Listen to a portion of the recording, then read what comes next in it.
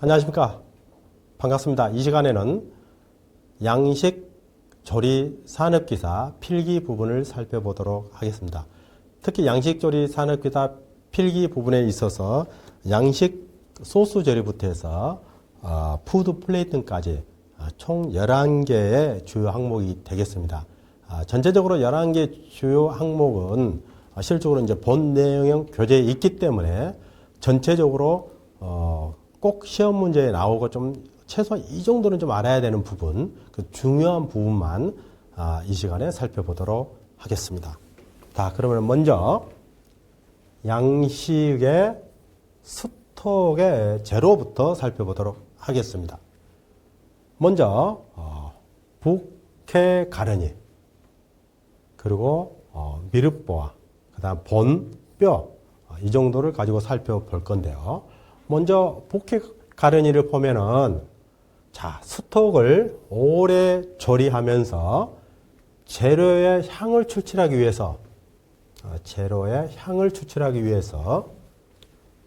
올개수잎, 그리고 통후추, 마늘, 이런 타임 또는 파슬리, 줄기 등을 넣어서 만든 이런 향초 다발을 우리가 북해 가르니라 한다. 꼭 시험에 나오는 문제이기 때문에 꼭 기억을 해야 될 것 같습니다.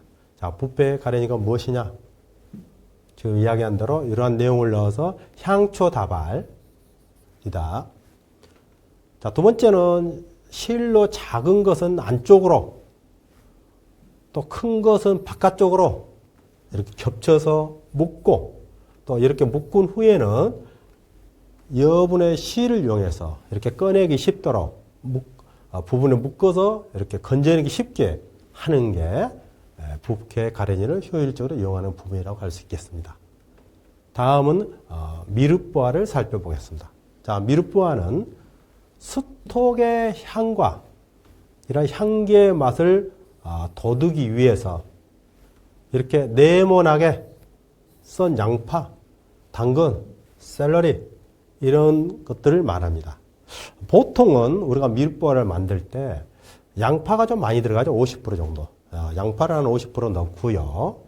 나머지 당근이나 샐러리를 한 25% 비율로 일반적으로 많이 섞어서 사용합니다. 양파를 50%, 그다음에 당근 25%, 샐러리 25% 정도를 이제 미륵보아에 많이 사용한다는 거죠.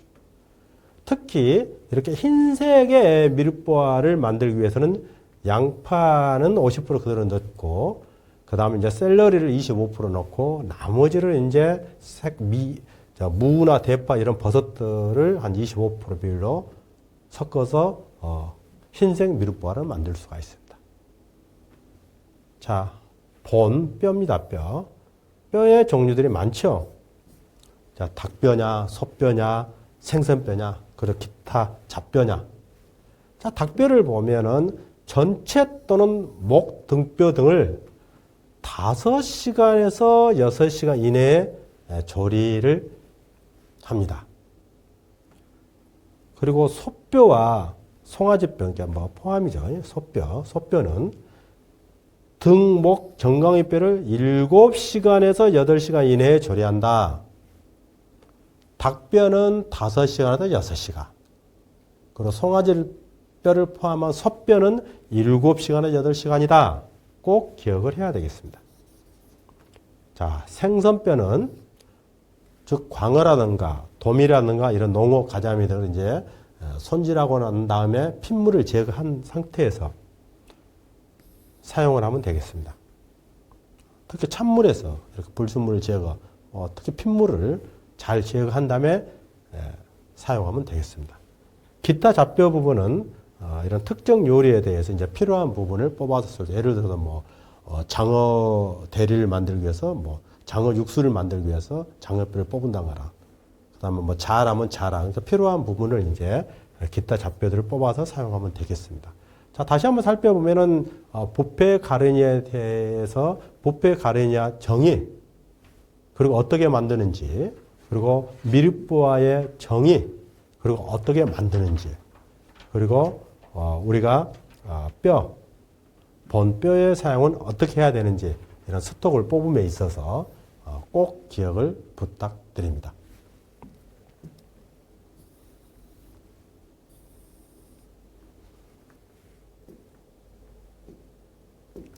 자, 달걀 요리에서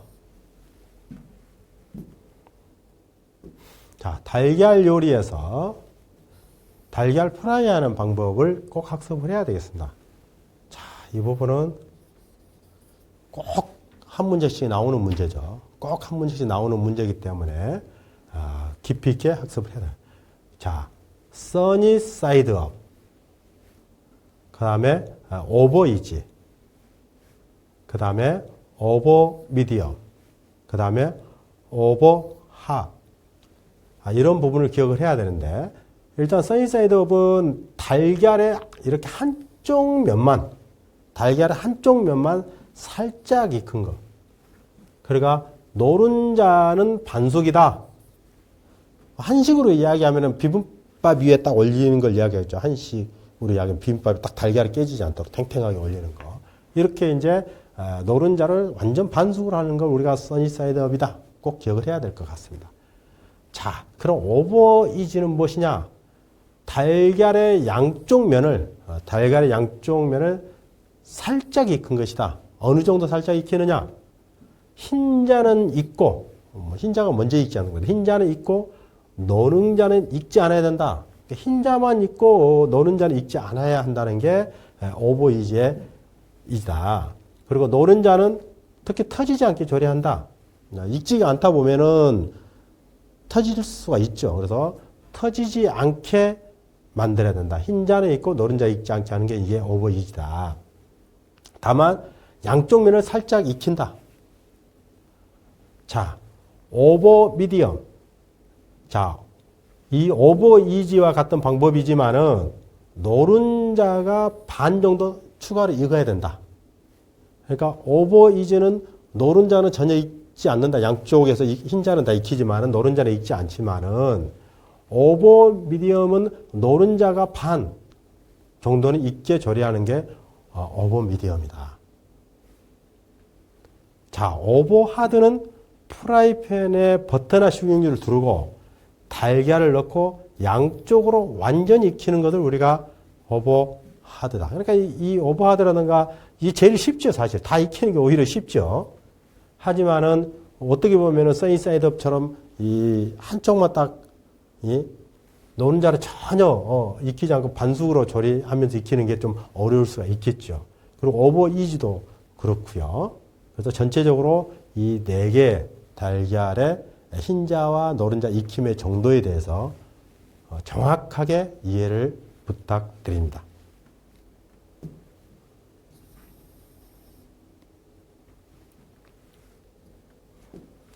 자, 다음은 양식 육류 조리 방법입니다.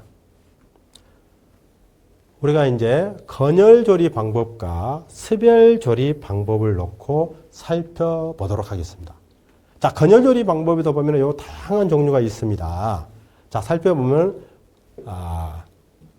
그래티네이팅. 자, 이거는 재료 위에 버터, 치즈, 설탕 등을 올려서 이런 오븐이라든가 살라만다 등에 넣어서 색깔을 내는 방식을 그래티네이팅이라 한다. 자, 그럼 시어링. 많이 사용하는 용어죠. 현장에서 많이 사용하는 용어입니다. 시어링. 자, 오븐에 넣기 전에 후라이팬을 달궈서 이런 육류나 가금류를 짧은 시간에 굽는 방식입니다. 그러니까 색깔만 내서 오븐에 넣는 거. 이걸 이제 하는 작업을 우리가 시어링이라 한다. 중요하죠. 자, 브로일러 윗불구이가 있습니다. 불이 위에서 내리쬐는 방식, 위에서 내리쬐는 방식으로 불 밑으로 재료를 넣어서 굽는 방식. 주로 이제 살라만다가 이런 방식으로 되어 있죠, 지금. 네. 자, 그릴 석쇠구이입니다. 그릴링 석쇠구이. 자, 불이 밑에 있어서 불에 직접 굽는 방법. 불은 밑에가 있고 석쇠를 그 위에서 이렇게 굽는 거죠. 이걸 이제 그릴링 석쇠구이. 근데 그러면 윗불구이하고 석쇠구이의 차이가 있죠. 브로일링은 위에서 불이 있기 때문에 타지가 않습니다. 그래서 기름기가 일반적으로 많은 생선이라든가 육류를 구울 때 좋아요. 육류를 구울 때 좋아요, 사실.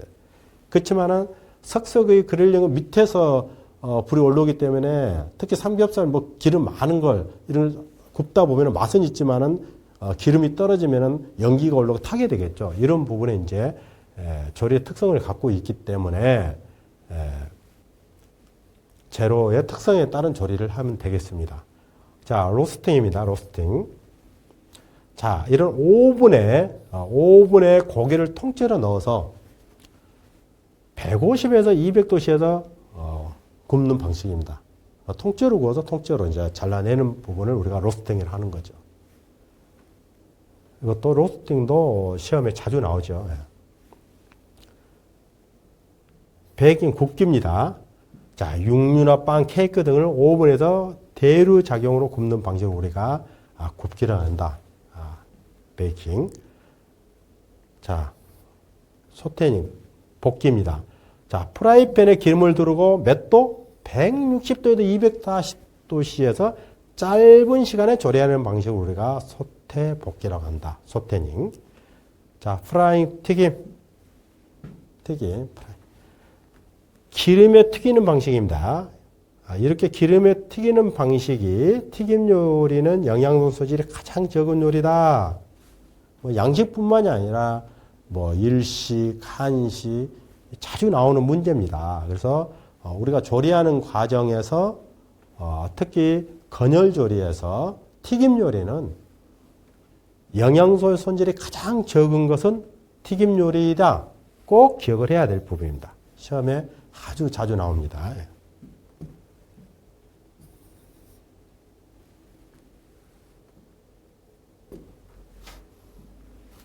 다음은 스별조리를 살펴보도록 하겠습니다. 자, 스별조리. 다음은 이제 복합조리가 나오죠. 자, 스별조리. 자, 스별조리는 종류별로 보면은 첫 번째 포칭, 육류나 어표류나 가금류, 달걀 등을 이렇게 끓는 물에 물이나 스톡 등에 잠깐 넣어서 익히는 방식을 우리가 포칭이라 한다. 현장에서 자주 사용하는 용어입니다. 포칭도. 다음은 보일링, 삶기 끓이기입니다. 보일링. 자, 끓는 물이나 스톡에 절을 넣고 삶거나 끓이는 방식을 우리가 보일링을 한다. 자, 그러면은 건열조리가 쉽겠습니까? 스별조리가 쉽겠습니까? 나름대로 장단점이 있고 뭐 어떤 게 쉽다고 할 수는 없겠죠. 자, 시머링입니다. 소스나 스톡을 끓일 때 사용되며 식지 않을 정도의 온도에서 조리하는 방식이다. 우리가 이걸 시머링이라고 한다. 스티밍, 찜입니다. 찜. 이렇게 증기의 대류작용으로 조리하는 방식을 우리가 스티밍 찜이라고 한다. 블렌칭, 데치기입니다. 끓는 물에 절을 잠깐, 이렇게 재료를 잠깐 넣었다가 찬물에 꼭 식혀낸다. 뭐 찬물보다 더 좋은 것도 얼음물이겠죠. 얼음물. 찬물보다 더 좋은 것도 얼음물에 넣으면 더 좋겠죠, 사실. 자, 마지막으로 글레이징. 자, 글레이징은 버터, 과일즙, 설탕, 꿀 등을 이렇게 졸인 후에 재료를 넣고 코팅하는 방식을 우리가 글레이징이라고 합니다. 자, 다음은 이제 복합조리를 살펴보도록 하겠습니다.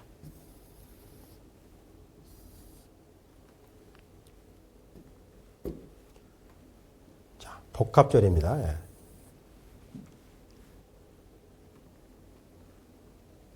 복합조리에서는 브레이징, 그 다음에 스팅,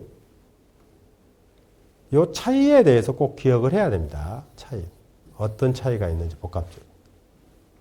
자, 브레이징은 브레이징 팬에 채소류, 소스,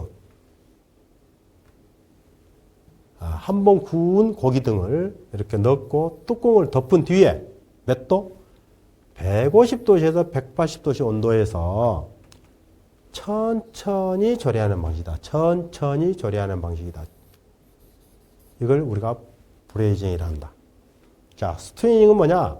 자, 기름을 두른 팬에 육류, 가금류, 미륵보와 채소류 등을 넣고 익힌 후에 브라운 스톡이나 그래비 소스를 넣고 110도씨에서 140도씨 온도에서 끓여서 조리하는 방식이다. 몇 도씨? 110도씨에서 140도씨 정도 온도에서 끓여서 조리하는 방법은 스팀이나 이 두 종류는 시험에 아주 자주 나오기 때문에 이게 복합조리에 해당이 되고 브레이징과 스튜닝의 차이점에 대해서 꼭 기억을 해야 될 것 같습니다.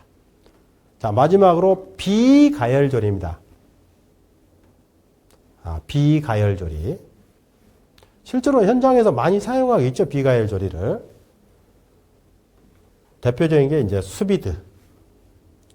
자, 비늘 안에 육류나 가금류나 이런 조미료 향료들을 넣고 몇 도씨? 55에서 65도씨 온도가 중요합니다. 이렇게 낮은 온도에서 장시간 조리하는 방식입니다. 물론 이제 이게 육류 중에서도 이게 뭐 소고기냐 돼지고기냐 또 그 가금류 닭고기 온도에 따라 다르겠죠. 종류에 따라서 장시간 조리하는 방식. 하지만은 주로 이제 소고기는 55에서 65도씨가 괜찮지만 개인적인 생각으로는 돼지고기나 닭고기 같은 경우는 적어도 60도씨 이상은 돼야 된다.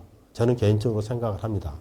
실제로 이제 우리가 햅섭에서도 요구하는 온도가 60에서 65도씨, 그러니까 60도 이상을 요구를 하기 때문에 특히 이 날걸로 먹는 재료들은 모르겠지만 그렇지 않은 돼지고기라든가 가금류들은 적어도 60도, 65도씨면 더 좋겠고요. 이렇게 해서 수비드 요리를 하면 되겠습니다. 그래서 수비드 요리, 비가열 조리에 대해서 꼭 학습을 해야 될 것 같습니다.